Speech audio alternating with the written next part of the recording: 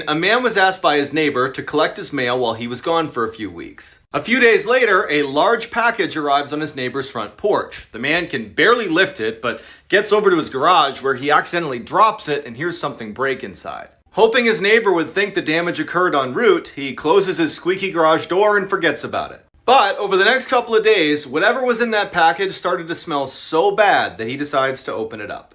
Inside were two very important finds: his neighbor, who was dead, and a camera that was still recording. The police bring the man in for questioning and show him what was on the camera inside the box. It starts with his neighbor talking to the camera about how excited he is to mail himself home for his YouTube channel. Then, police fast forward to the very end where they see that the neighbor is now sleeping in the box, and then suddenly gets dropped and you hear a crack, and that's his neck breaking. And then you hear a squeaky garage door close. I wasn't gonna do my makeup, but my skin kind of looks like shit, so let's do makeup in a story time. When I was 16, I started dating this 23-year-old guy. I normally dated older guys, and my parents knew about him and weren't concerned, so I wasn't really concerned about the whole predator thing. Eventually, I moved into his house with him, and everything was great. I was so happy. A little while later, I come home one day, and I see a note on our door. The note read, "This is not your house. Get your stuff and leave today." I didn't know what to do, so I called my boyfriend immediately. I noticed there was an old man who was the neighbor, just kind of staring at me as I'm standing on the porch on the phone with my boyfriend. Turns out he was the one who left the note on our door. He started walking towards me and I instantly got scared. This is the time when he realized that I had no idea what was going on. And when he started explaining it to me, I had no idea what to believe. What he said to me truly caught me by surprise. Come back for part 2.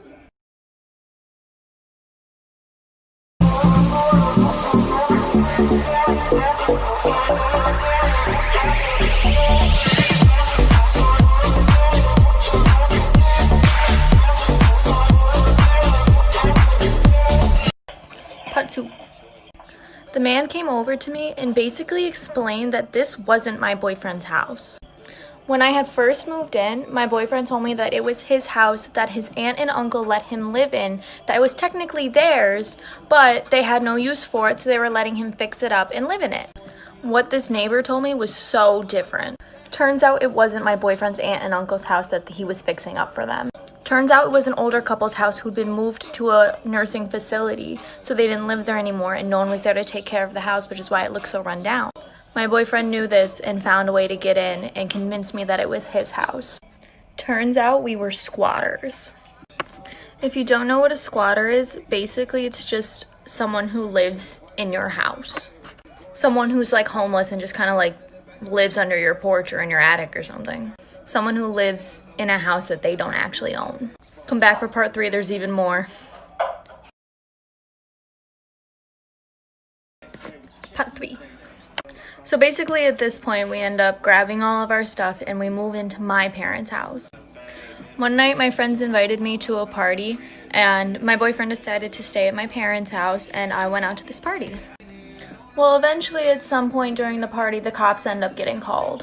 So I call my boyfriend to come and pick me up because I'm drunk. And a girl answers the phone. And little did I know, this man had a whole secret family behind my back. He had a whole child with a girl that he had been on and off with for probably about 4 years at this point. And while I was at this party, he was with her and their son. So at this point, I call my friend to come and pick me up from the party and take me home. I recruit my friends to help me when I get home to kick him out of the house.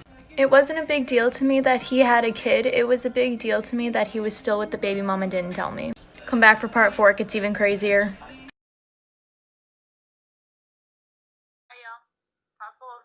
So my friends and I get back to my house and we get up to my room and we start clearing out all of his stuff into trash bags. I'm cleaning out the top drawer of the dresser when I move some of his stuff and I find 4 loaded heroin syringes. I'm so shocked and so disgusted and taken aback. I never knew this man struggled with drug addiction. And to bring it into my house and hide it and not tell me is where I drew the line. I was planning on just keeping his stuff and letting him come and pick it up decently. But after finding the drugs, I wouldn't let him. I put all of his stuff at the end of the driveway and I told him he could pick it up whenever he wanted, but it looked like it was gonna rain. He came and got his stuff, and I didn't hear from him for a couple weeks. But after him and his baby mom fell apart, he hit me up again. And me being the dumb 16-year-old, I went back. One more part, I swear, and then we're done. Papav.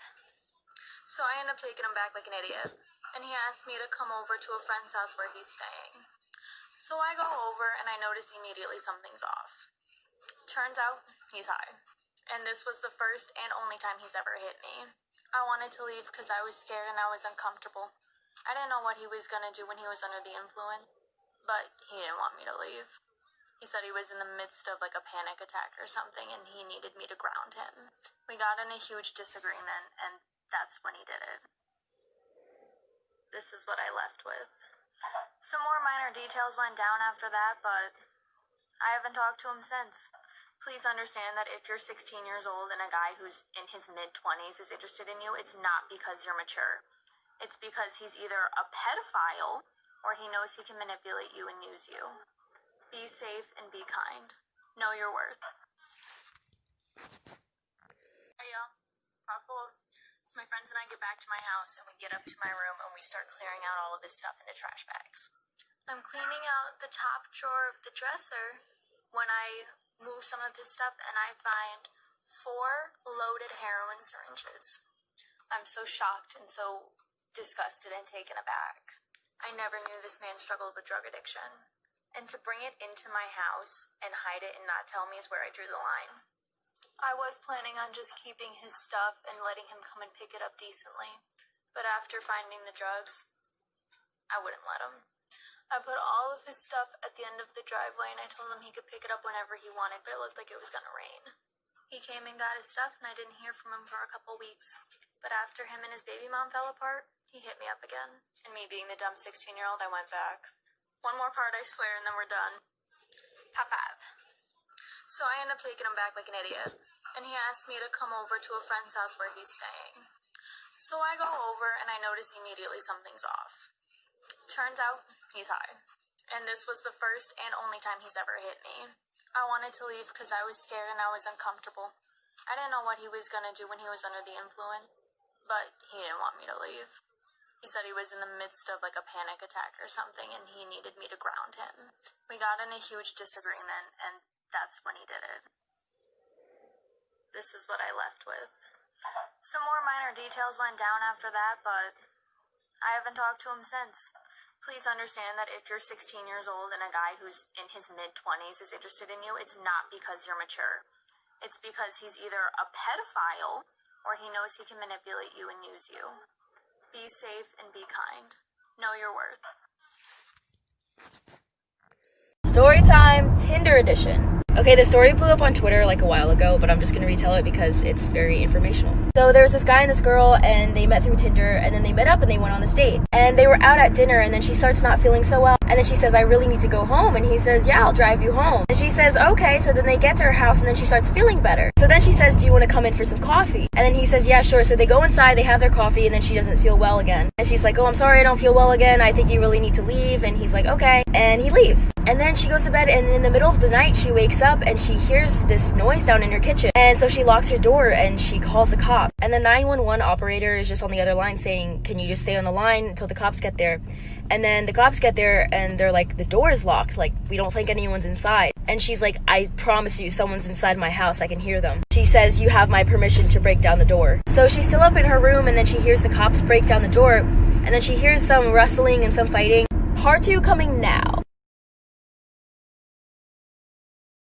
So this is the story about a time I dated a sociopath. I went to a friend of mine's birthday party and met this guy. He was really cute, we made great conversation, and he also had a job at a really well-known store. However, I was flirting with his friend a lot more, which I think actually is what attracted him to me. With each bar we went to, he kept trying to get closer and closer to me, and by the end of the night, he asked for my number. I said sure, and a few days later, he called me and asked me out on a date. We decided to go for a hike, and this is where the weird interactions start. He brought up the fact that I'm going into counseling, and that's what attracted him to me because he feels like no one can figure him out. He talked about how sales is the best job for him because he can always temporarily put on masks for people and be whatever a person wants him to be. But it only lasts for so long. He could never keep a relationship for more than 3 months. He said he couldn't keep up the act of what the other girls wanted him to be. Not long after this, I got a call from his cousin who I'd never spoken to before, telling me to get out. Follow, share, and I'll do a part 2.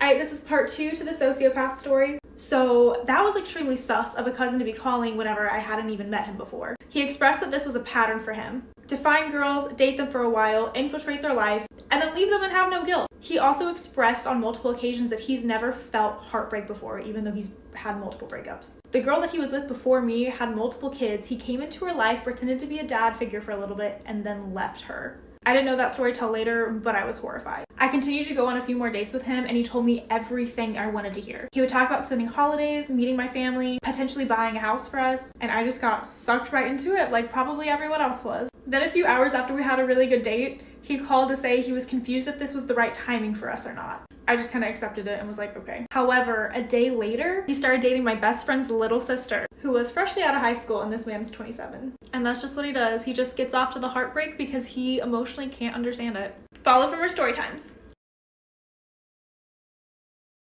When I was like 5 years old, I almost got kidnapped. Story time. So back in the day, it used to be safe for kids to play out on the street. Or so I thought. You know, when you're a little kid, you really don't listen to your parents. Well, anyways, what happened was that my mom was cooking. And I was like, Mommy, please, please, please, please, let me play outside with my new scooter. My mom was always very protective, so she would not let us out of her sight. She's like, I'm going to go outside for 2 minutes with you, and then we're going to come right back inside. I was like, yay! So I'm just over here playing outside. And my mom was like, se me queman las tortillas, se me queman las tortillas. For those who don't know, that means she was burning tortillas. She's like, sit on the steps here in the driveway. You know me being a dumb little child. I was like, let me see how fast I can go.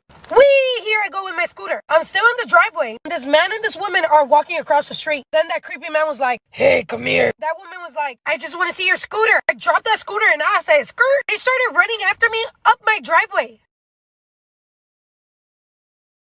So today, we're gonna try a new makeup product. But I'm gonna tell you guys right now, this is gonna be such a controversial video of mine. And in advance, I'm not sorry. So this company, called Kempa, they have a high-density brush for $14.95 that they sent me. Asked me to review it for them. Gave me a coupon code to give to y'all so y'all can get a discount. And I was like, okay, but I'm letting you know right now, I'm gonna give you a really honest review. Hard limit for me, no questions asked. You cannot persuade me to give you a good review just because you asked. Because I believe in being fully transparent and honest with y'all. So I get the product in the mail, right? And it's listed as a brand name Jocelina's. And I'm like, let me look that up. Y'all, it is listed on Amazon, right here, for $5.98. It is really the same exact product. To the company who sent this to me, you made a mistake when you did that. I'm not the one. I'm not giving out a coupon code because everybody could get it much cheaper on Amazon. But the product does have great reviews, so I am still gonna review it just for the actual company. Oh, crazy. Toxic best friend story time. So I had an off and on friendship with this one girl. In my freshman year, we became friends again. And she had this boyfriend named Nicholas. And they literally fought 24/7. And every time she would fight, she would be like, can you please fix this for me? So she would have me add him on Snapchat, fix it, and then block him. And guys, this literally was happening like 5 times a week. And then after she asked me to do that the first few times, I realized she started going through my phone. And when I say my phone, I mean my whole motherfucking phone. A bitch was going through my Snapchats, DMs, text messages, and I didn't know how to confront her because that's just weird.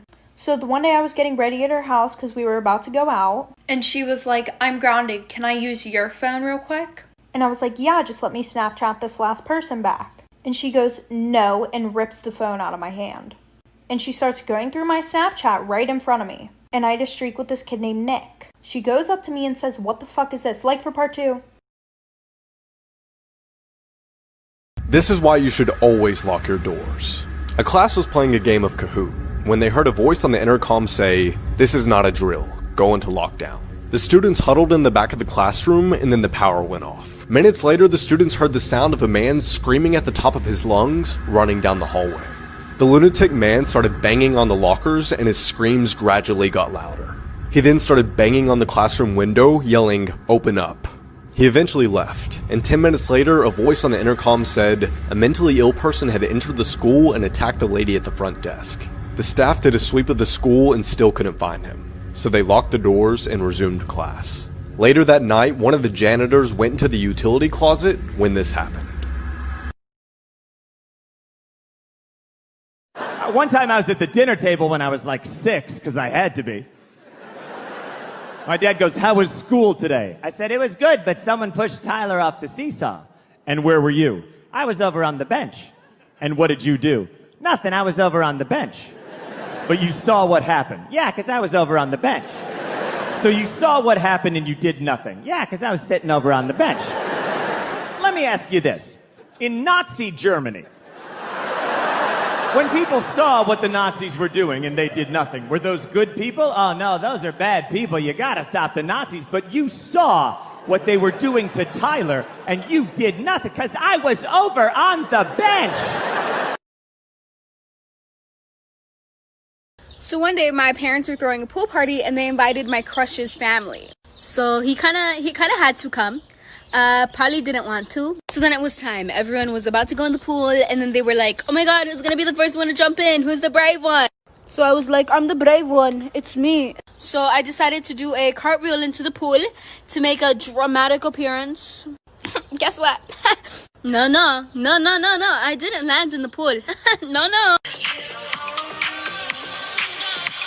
So I was just on my stomach bouncing from the cartwheel because I guess it was like a lot of power. And I look up at him and he's like, "Oh, did you guys see that?" "Oh my god, Anthony, you're so smart. You're so smart." Yes, we saw. I fell and landed like a tortilla.